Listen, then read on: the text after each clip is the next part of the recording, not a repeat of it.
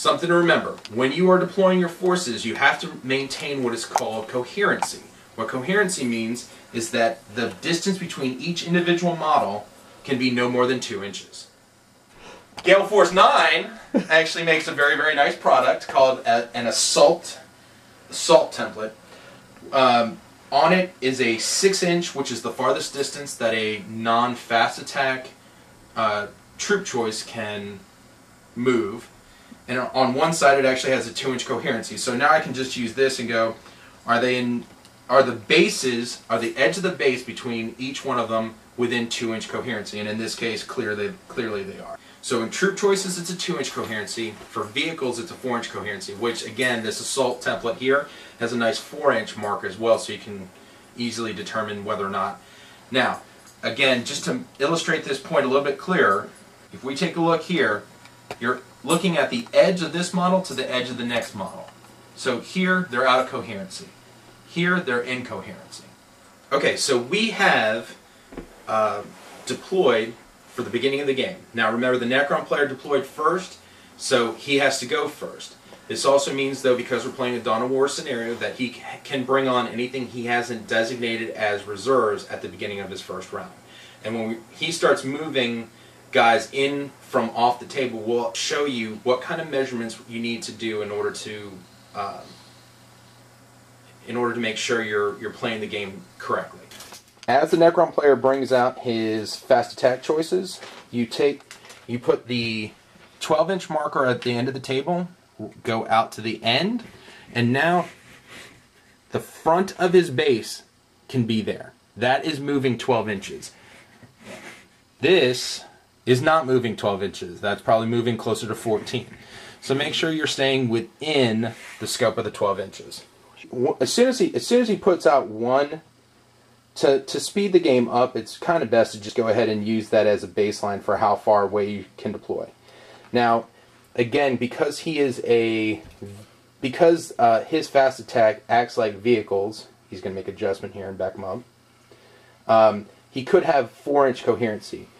Clearly, in this deployment strategy that he's using, he's probably closer to an 1 or 2-inch deployment, and so that's fine.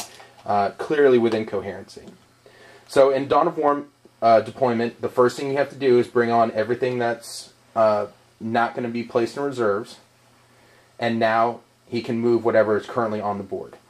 Fast attack choices can move 12 inches and fire 1 weapon, or he could move 6 inches and fire everything that he had if each one of his units had more than 1 weapon.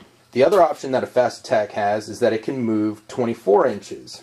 He could have, instead of moving 12 inches, move 24 inches.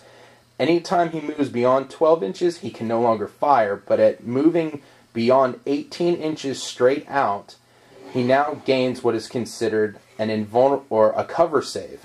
We'll talk about saves as we get into more combat, but just know that he ends up getting a 4+ cover save at this point.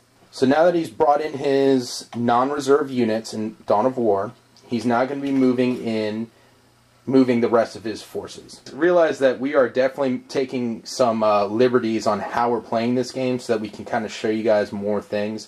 But for demonstration purposes, Dale's going to show you what it would look like to move his troop choice onto the difficult terrain. When you're moving into difficult terrain, or you want to move into difficult terrain, you have to roll 2 6-sided dice. The larger these numbers is how far you can move into the difficult terrain.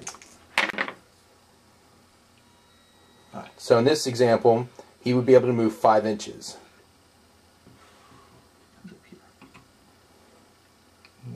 And he could effectively move as many as he could 5 inches. Now let's say this guy was 6 inches back from the terrain. He still can only move him 5 inches. Only get him right there. Which would mean he doesn't enter difficult terrain, but he does not get his full 6-inch movement just because he does not enter difficult terrain. Okay, now that we've kind of showed you this, we're actually going to go back and allow the Necron player to play like as he normally would. So we're going to speed up this video just a little bit so that you don't have to see every little piece of it, but he is moving his guys up 6 inches. And notice, because I had an inch, I'm just pulling, I'm not measuring that. By staying in formation, he doesn't have to constantly measure each and everything. But again, notice that This would be the end of the tape measure, and he's moving 6 inches. Moving here is not moving 6 inches. Moving there is. Notice that he's also maintaining unit coherency. Okay, we're going to go ahead and stop right now, let him move the rest of his units. Alright, the Necron player has completed his movement phase. He's moved up his Necron Lord, and he's moved up his 1 troop choice, leaving 1 behind. Now, you might be asking, why did he leave the troop choice behind? Remember that the objective of the game, you have to have a troop choice within 3 inches of your base in order to claim that point when determining who wins on a capture and control mission. So these guys have moved up. He's now entered his shooting phase. So the Necron player's moved up his guys 24 inches. He's moved his troop, which means they can't fire.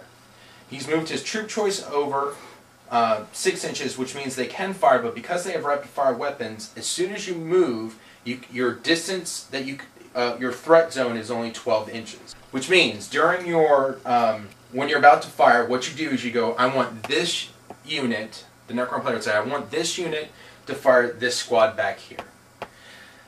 After you've made your call on which unit you're firing from to which unit you're firing to, you take out your ruler and you measure out 12 inches from the front of that base out when you're firing rapid fire weapons. That's one option if he was choosing to fire. In 5th edition, there's a new rule that's called run. Everyone gets it. In a run scenario, he can choose to run his guys forward. Any non-vehicle, and so walkers actually get added in there as who can run during a 5th edition game. The Necron player is going to have them run. In order to determine how far he can run, he takes 1 dice and he rolls it. Fortunately, he rolls a 1. So in this situation, he's going to move his guys up 1 inch. If you were moving through terrain, run ignores that. So let's say he had rolled a 6. He could go up onto the terrain here if he wanted to. But his interest is getting closer to my guys so he can use his rapid fire weapons and take them out. So we're done with the movement and the shooting phase. We just completed the shooting phase, and now there's an assault phase. The way assault works is that if you're within 6 inches of an enemy unit, you can choose to assault, which is to basically get into close combat with them. Now, the Necron player has no units that are within 6 inches of the Space Marine, so at this point, his assault phase is complete, and the Space Marine player can now go. Okay, now it's the Space Marine player's go. Again, we're using Dawn of War deployment. Anything that's not in reserves comes onto the table first. Now this vehicle is not a fast attack vehicle, which means during its movement phase it can move up to 12 inches, not 24 inches. Because I want it to be able to fire, I can only move it 6 inches. The Whirlwind is actually an interesting vehicle because it has a barrage weapon, which means as soon as it moves, it can't fire at all. So I'm going to go ahead and move it up 12 inches.